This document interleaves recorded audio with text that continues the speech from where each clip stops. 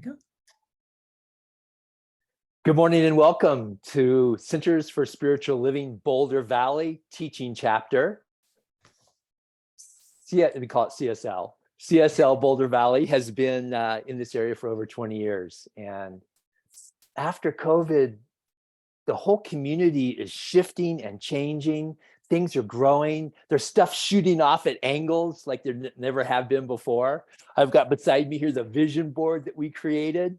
The community put lots of time and lots of effort into creating new visions for CSL Boulder Valley, and we're growing. And we invite you to come play with us. I'm going to ask Catherine to pray us in, and then I'll do a short talk. All right, everyone, please sink into your spots and join me in this prayer. Okay. Knowing that Spirit is everywhere present, knowing that Spirit is this air that we breathe, this rain that is falling, this light that shines down on all of us. Knowing that Spirit is the very essence of who we are, everywhere present, filling everything, and knowing that we are part of it. And with this Spirit mind, we have access to everything that is Spirit as long as we open ourselves to it. And saying this, I say that I affirm for myself and for everyone present that we are open to the guiding of Spirit, that we are open to the love present here in this Zoom room, that we're open to the abundance that Spirit has for everyone. I affirm these words for CSL. I affirm these words for everyone within the sound of my voice and for myself, that we all know our incredible love and abundance of Spirit. I know this time together is blessed and very blessed. I know that Spirit guides all of us. And I release these words into that beautiful wonderfulness that agrees to everything. With great gratitude, I release this prayer and say, and so it is. And so it is. Thank you, Catherine. So I'm going to do a little bit of computer magic here.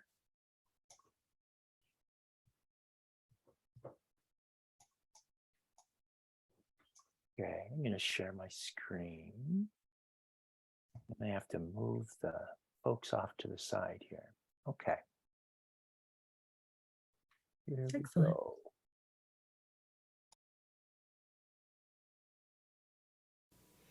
This is our place, come on in. Our place, so glad you're here. Our place, everybody's welcome. We see God on every face. Love lives here in this place. Welcome to our place, our sweet place.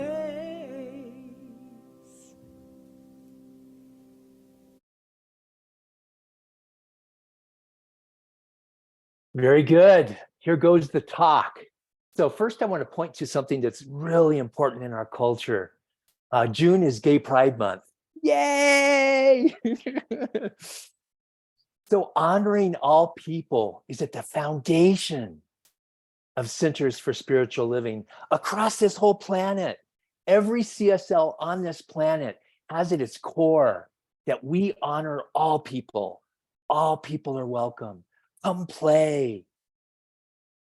So an important piece of honoring all people and an important piece of June being Gay Pride Month is that titles or pronouns people use are extraordinarily important.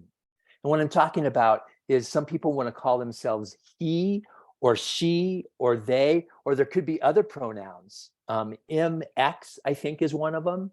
I think it's pronounced Ms. Maybe not. I could be wrong on that. Anyway, there's lots of different pronouns. And the kicker here is that we're retraining our culture and cultures across the planet as well to shift from the binary mode of only recognizing female and male into embracing a spectrum of gender and sexual expression.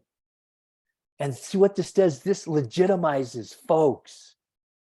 And if you notice the spelling is Folkz, that the spelling of that and the pronunciation of that is a welcoming term. Once again, it invites all people to come play. It welcomes all people. So I've got an invitation.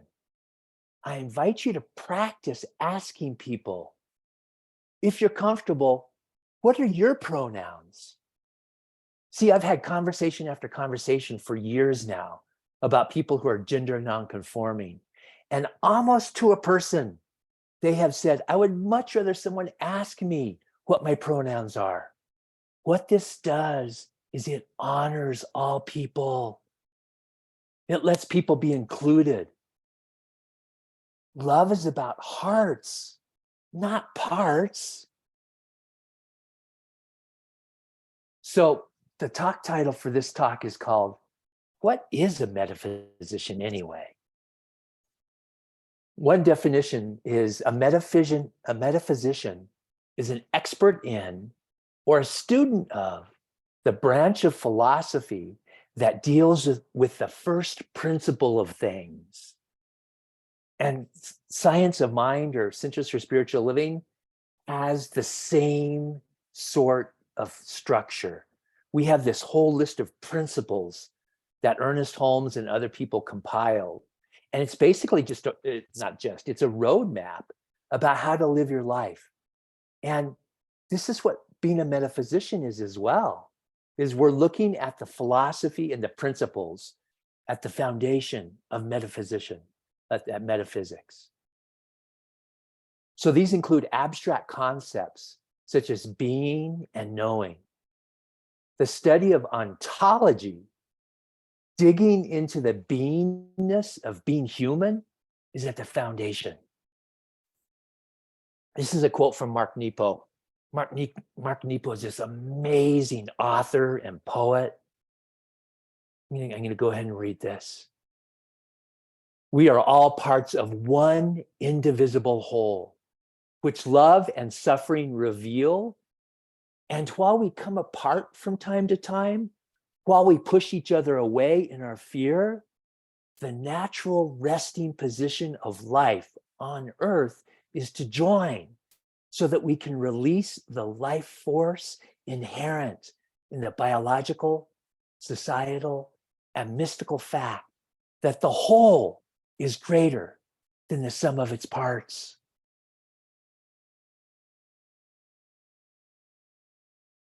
The energy of curiosity is often gentle. This gentleness, this willingness to be curious can have us shift gears from being forceful and driven and operating off of our to-do list and driving like crazy and cutting people off or whatever. Once again, when we have our attention on being curious, we shift out of having to find the oh so important answer. Our culture's trained us from being very small that answers were the most important thing. Well, maybe curiosity is the most important thing.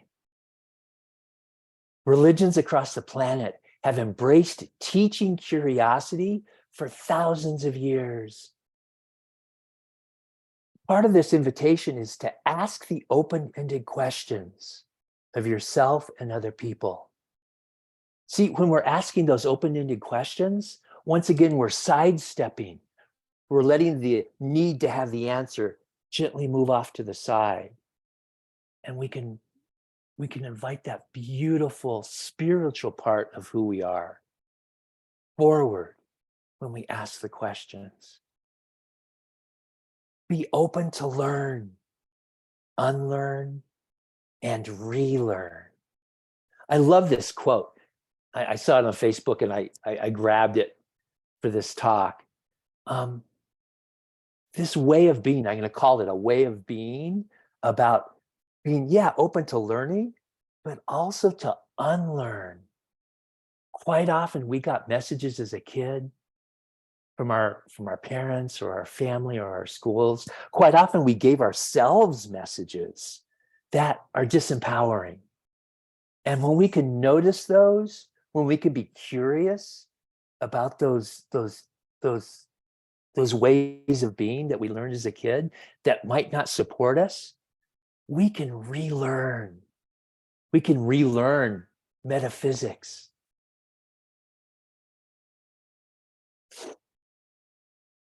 Reverend Michael Beckwith talks about letting go of wanting something or trying to get something. This is a process about releasing, about letting go of the need to be right, or complaining, or gossiping, or judging. Quite often our egos want to run the show. And when I say ego, I'm talking about what I call the place of judgment inside of us. We all have this place of judgment, and it wants to be in control. Every time you judge someone, you reveal a part of yourself that needs healing. We can use the act of judging ourselves and other people as a roadmap. When we observe and witness ourselves judging, we can actually stop and take a breath. We can bump up against a choice point and make a different choice. Make a choice that isn't about our place of judgment. So I'm curious, what are your spiritual practices? Are you curious about adding new ones? Have you played with eyes open and eyes closed meditation? Are you looking for teachers on the internet? Or are you going to the cool bookstores in the community here in Boulder and Lafayette and Louisville that have those spiritual books, those amazing guides for us that we can crack into the wisdom? We can crack into that beautiful new knowing, and we can relearn. Silence is not absence of sound. Silence is absence of you. And I saw this and it resonated through my head. I know for myself, when I am doing my daily spiritual practice, part of it is I'll do an eyes open meditation for a while, and then I'll do an eyes open meditation noticing the silence. We all have that silence at our core. Or maybe you relate to it as emptiness or nothing, nothingness. As we notice that beautiful, and I'm going to call it an infinite space of silence inside of us, it can be an open door into practicing metaphysics. We can shift our points of view into something that is based in presence.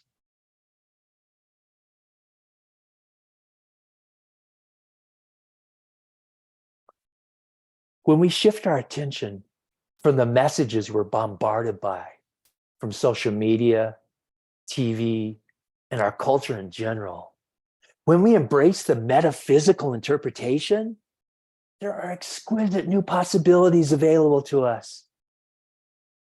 In the science of mind, or CSL, Centers for Spiritual Living, we call this the race consciousness, the background energy, the background information, the background teachings from our childhood and our teachers, our religion, maybe a religion of childhood.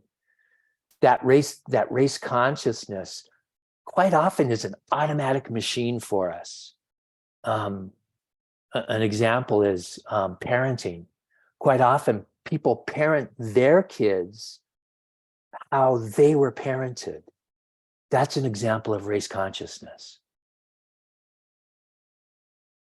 If you think of life as flowing through your every action, you will soon discover that the things you gave your attention to are quickened with a new energy.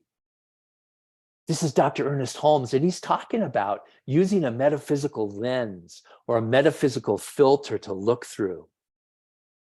That that shift that we can make from business as usual or race consciousness into, oh, how can I interpret what my roommate just told me? How can I interpret what my life partner just told me? Do I have to come from the past? Do I have to come from my family of origin? Or can I shift and have a lens or a filter of presence or oneness to look through? See, that's when our quality of life starts to skyrocket. When we can shift from the business as usual into having a lens or a filter that has this patina, this beautiful patina of love and light.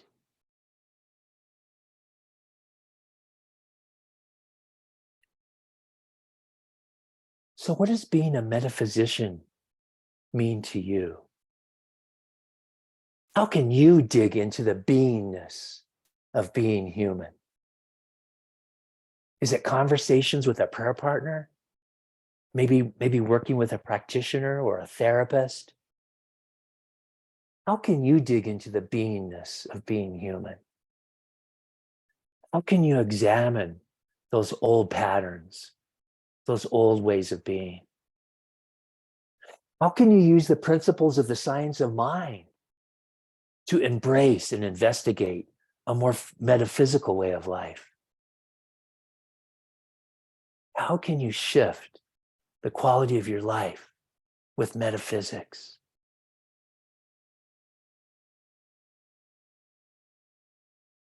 I invite you to join me in prayer. I'm going to go ahead and do a screen shift here.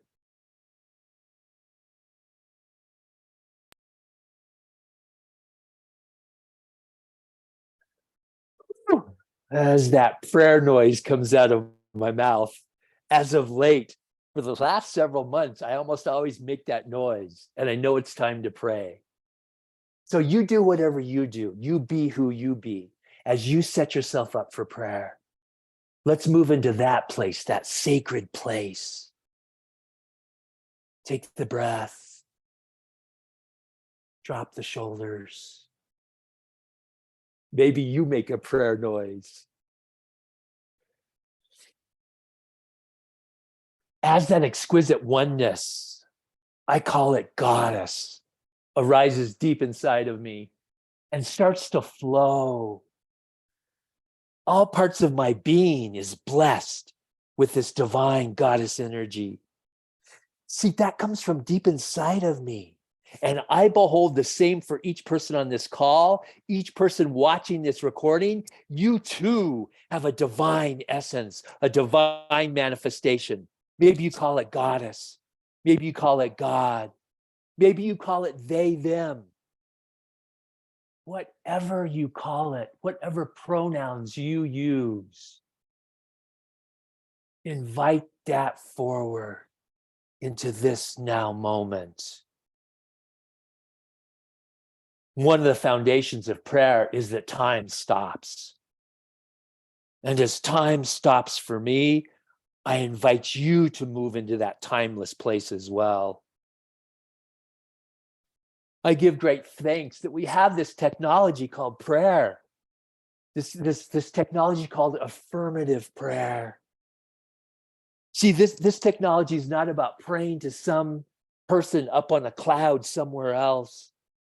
This is about noticing the deep depths, the infinite beauty inside of you, and the beauty, the infinite beauty all around us. I give great thanks that we have this technology where we can welcome it all in, honor all of it, say yes to all of it.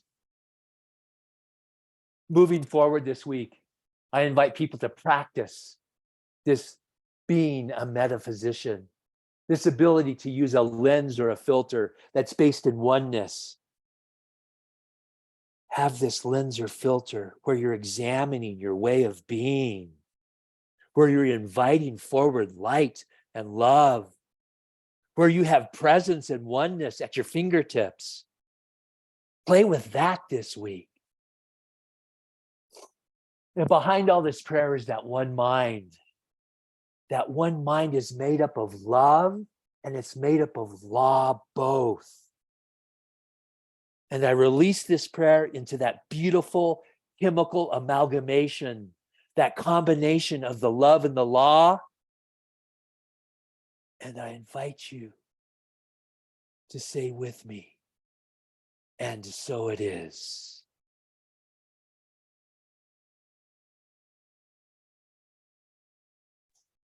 And so it is. Woo! I guess I make a prayer noise afterwards too. Should we share something about donation before we stop recording? Sure. Thank you. Thanks for that reminder. Yeah, the invitation on the table is to contribute your time and your talent and your treasure to CSL Boulder Valley, but do that to whatever organization or group that feeds you. See, I think that's really important that we contribute to organizations or people that feed us, or to organizations that feed the planet. Yeah, share of yourself. And if you choose to give to CSL Boulder Valley, on the bottom of our website and on our weekly newsletter, there are places, I guess 3 or maybe 4 different choices about how you can contribute. Thanks, Val, for that reminder. So I invite people to unmute if you're comfortable doing that. Let's move into the community connection portion. We do this every Sunday when we have a Zoom talk, is that we get together afterwards and we share from our hearts and we listen powerfully. And I open up the space.